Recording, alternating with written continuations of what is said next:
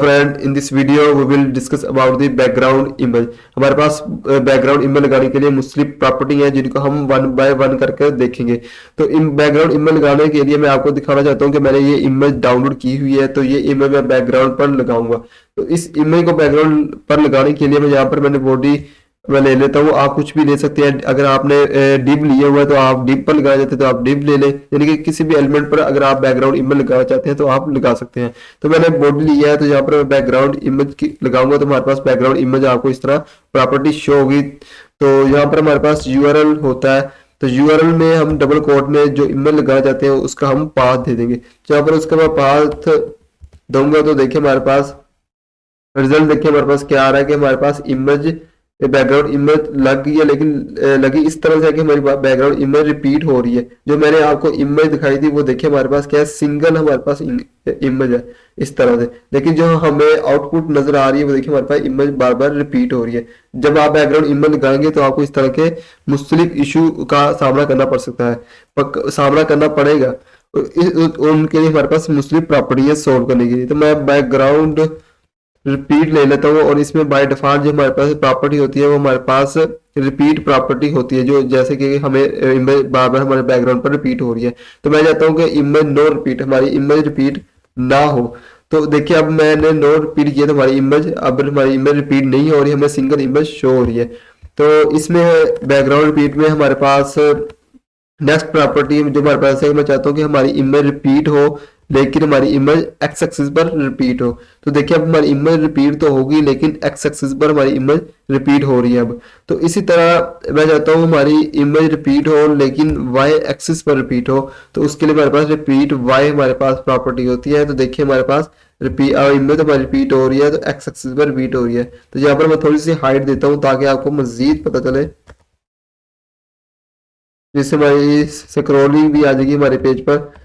अब देखिए हमारे पास रिपीट एक्स एक्सिस हमारे पास रिपीट हो रही है, देखिए एक्स एक्सिस पर हमारे पास इमेज रिपीट हो रही है। और इसमें हमारे पास एक प्रॉपर्टी हमारे पास और होती है जिसे हम स्पेस। अब हमारे पास इमेज रिपीट होगी एक्स एक्सिस पर, लेकिन हमें वहां पर स्पेस भी इमेज के दरमियान स्पेस भी हमें शो करेगा। अब देखिए हमारे पास इमेज रिपीट हो रही है एक्स एक्सिस पर, लेकिन हमें उनके इमेज के दरमियान हमें स्पेस भी हमें दे रहा है। तो इसके बाद नेक्स्ट प्रॉपर्टी हमारे पास जो होती है वो फिक्स बैकग्राउंड अटैचमेंट हमारे पास होती है।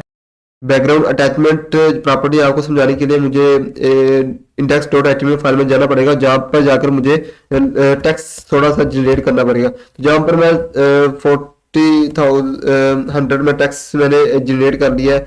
तो अब मैं आपको बैकग्राउंड अटैचमेंट दिखाऊंगा। तो यहाँ पर इसका मैं थोड़ा सा फाउंड भी इंक्रीज कर लेता हूँ ताकि थोड़ा सा टेक्स्ट ज़्यादा हो जाए। फॉन्ट साइज में यहाँ पर 20 पिक्सल ले लेते हैं। अब देखते हैं हम, अब ठीक है। तो अब देखिए मैं चाहता हूँ कि मेरा जो बैकग्राउंड है वो बैकग्राउंड तो फिक्स हो जाए लेकिन टेक्स्ट मेरा सिर्फ टेक्स्ट मूव करे। तो अगर आप ऐसे डिफॉल्ट में देखें तो हमारे पास क्या आ रहा है, हमारा बैकग्राउंड भी मूव कर रहा है और साथ हमारा टेक्स्ट भी मूव कर रहा है। लेकिन मैं चाहता हूँ कि हमारा बैकग्राउंड फिक्स हो जाए और सिर्फ टेक्स्ट मूव करे। तो उसके लिए मैं बैकग्राउंड हमारे पास अटैचमेंट हमें यूज करना पड़ेगा। तो मैं यहाँ पर बैकग्राउंड नीचे जैसा स्क्रॉल करके तो देखिए हमारे पास बैकग्राउंड अटैचमेंट हमारे पास आ रही है। तो बैकग्राउंड अटैचमेंट में हमारे पास एक तो हमारे पास स्क्रॉल होता है जो हमारे पास बाय डिफॉल्ट प्रॉपर्टी है, जैसे कि हमारे पास स्क्रॉलिंग अब हो रही है, बैकग्राउंड हमारा चेंज हो रहा है, साथ टेक्स्ट भी हमारे पास चेंज हो रहा है। दूसरी हमारे पास प्रॉपर्टी होती है फिक्स प्रॉपर्टी हमारे पास होती है जो हम यूज करेंगे। इसके यूज करने के बाद देखिए हमारे पास अब बैकग्राउंड देखिए हमारे पास फिक्स हो गया है। हमारा क्या हो रहा है, टेक्स्ट देखिए हमारे पास सिर्फ टेक्स्ट मूव कर रहा है, बैकग्राउंड हमारे पास फिक्स हो गया। अगर आप उस यहाँ पर अगर मैं स्पेस को खत्म करूं और यहाँ पर मैं लिखूं रिपीट तो आपको ज्यादा समझ आएगा। आप देखिए गौर से देखिए हमारे पास टेक्स्ट हमारे पास स्क्रॉलिंग हमारे पास फुल हो रही है, टेक्स्ट हमारा मूव कर रहा है, बैकग्राउंड हमारा फिक्स हो गया। तो इस चीज के लिए हम बैकग्राउंड अटैचमेंट हम यूज करते हैं। अगर हमारे पास हम चाहते हैं कि हमारी इमेज हमारी छोटी है उसका हम साइज कैसे देंगे, तो वो चीज भी हमारे पास है।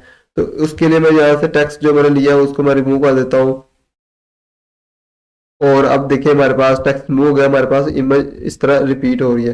तो हमारे पास हम चाहते हैं हमारी जो इमेज है वो पूरी वेब पेज यानी कि पूरा बैकग्राउंड पर शो हो, लेकिन हमारे पास इमेज हमारे पास क्या है, छोटी इमेज है। हम पूरे पेज पर उसे शो करना चाहते हैं, लेकिन जब हम उसे शो करते हैं तो इस तरह हमारे पास रिपीट आ जाती है।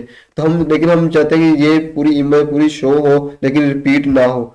तो उसके लिए फिर हमारे पास बैकग्राउंड साइज प्रॉपर्टी हमारे पास होती है, तो जिसको मैं यूज करूंगा, या पहले इसको मैं नो रिपीट कर देता हूँ। नो रिपीट करूंगा, अब हमारे पास इमेज रिपीट नहीं होगी। तो अब मैं चाहता हूँ कि यही इमेज हमारी पूरे बैकग्राउंड पर शो हो। तो उसके लिए हमारे पास बैकग्राउंड साइज हमारे पास आती है, प्रॉपर्टी होती है, इसको मैं यूज करूंगा। इसमें हमारे पास तीन प्रॉपर्टी होती है, जिनमें से हमारे पास ऑटो होती है। ऑटो बाय डिफॉल्ट जो हमें शो हो रही है जिस तरह की इमेज, यानी जितनी उसकी विड्थ हाइट है उतनी ही उसकी हाइट और विड्थ रहेगी। दूसरे नंबर पर हमारे पास प्रॉपर्टी होती है जो हमारे पास कंटेन होती है। अब देखिए इसको मैं कंटेन करूंगा तो देखिए हमारे पास क्या होगा, इमेज हमारे पास इस तरह बड़ी होगी है, देखिए। अब इसमें अगर आपको मैं बैकग्राउंड कंटेन करने की बजाय इसको मैं कवर करूँ, अब देखिए हमारे पास क्या आ रहा है, देखिए इमेज पूरे बैकग्राउंड पर हमारे पास आ गई है। देखिए उसमें क्या, अब इसमें एक इश्यू हमारे पास ये आ रहा है कि हमारे पास इमेज तो पूरे बैकग्राउंड पर आ गई है, लेकिन इमेज थोड़ी सी उसने काट दी है। अगर आप गौर करें नीचे से हमारे पास इमेज क्या हो गई है, कट चुकी है हमारे पास इमेज। देखिए खींच उसने खींच कर इसमें देखिए इमेज रिपीट नहीं हो रही, लेकिन उसने खींच कर क्या कर दिया है, इमेज को पूरे बैकग्राउंड पर ले आया है। और लेकिन इसमें एक इश्यू क्या आता है हमारे पास कवर प्रॉपर्टी में, कि वो इमेज को काट देता है, काट कर एडजस्टमेंट कर लेता है कि किस तरह उसने बैकग्राउंड पर हमें शो करवानी है। अगर यहीं पर मैं कंटेन करूं तो आप देखें कंटेन पर वो इमेज को उतनी ही बड़ा करेगा जितना वो बड़ा इमेज हो सकती है, लेकिन इस पर इमेज को काटेगा नहीं। क्योंकि अगर वो इससे ऐसे कवर में उसने क्या किया था, नीचे से यहाँ तक इमेज को उसने काट दिया था, लेकिन कंटेन में इमेज को काटा नहीं है। जितनी बड़ी हो सकती थी उसने हमें बड़ी कर कर दिखा दी है। तो ये थी हमारे पास बैकग्राउंड साइज प्रॉपर्टी। और इसके साथ मैं एक चीज आपको बैकग्राउंड साइज में एक और बता दूं, अगर आपने मैन्युअली साइज देना है, अगर आप मैन्युअली साइज देना चाहते हैं कि हमारे पास इस तरह का हम साइज ना दें, हम खुद से डिफाइन करें साइज को, तो हम इस तरह भी देते हैं कि 500 पिक्सल हमारी विड्थ हो और 500 पिक्सल हमारी हाइट हो जाए। तो इसके लिए अब देखिए मैं अब आउटपुट देखिए हमारे पास थोड़ी सी विड्थ को मैं इंक्रीज कर लेता हूँ।